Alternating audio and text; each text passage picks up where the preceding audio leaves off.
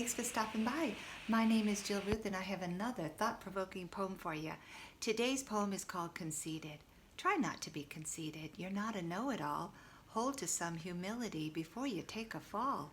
The good book clearly tells us with pride then comes a fall. We all should be confident, and we all should stand tall. Just keep in mind, we're on a journey, and none of us know it all. About the time you get some truth and knowledge in your pouch, will come the time your pride will rise and your faults will find you out.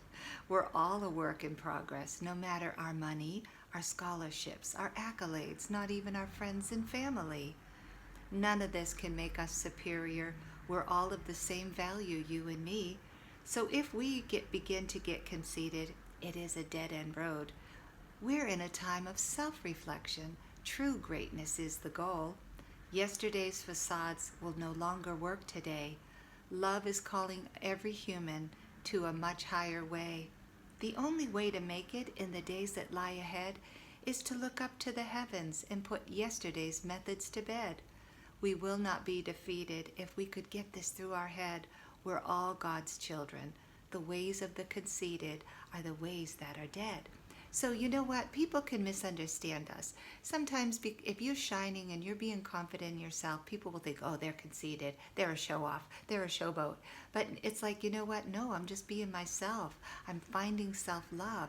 I'm finding my spiritual connection. And because of that, I've got a good foundation and I'm letting my light shine.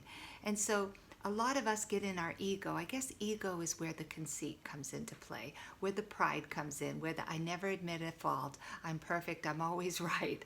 And so, that's not what I'm about. But I am about self-love. I am about letting my light shine. I am about cutting the things out of my life that weighed me down and didn't want me to shine and wanted me to stay small so that they felt comfortable. Those days are over. And you know what? We're all being called to level up. I believe we're all being called to ascend.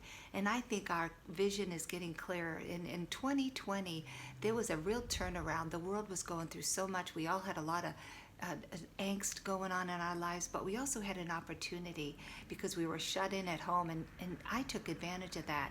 And so I began to look at myself and to grow and take another level, another step spiritually. And so in that journey, in that self-awareness journey, I've been finding true confidence, not conceited. There's a difference between our ego, which is, the conceited, the pride, and I don't fault any of us for getting into that because we all are trying to make it in this life. And so we got to fight for our corner of success in this world. But God is teaching me another way.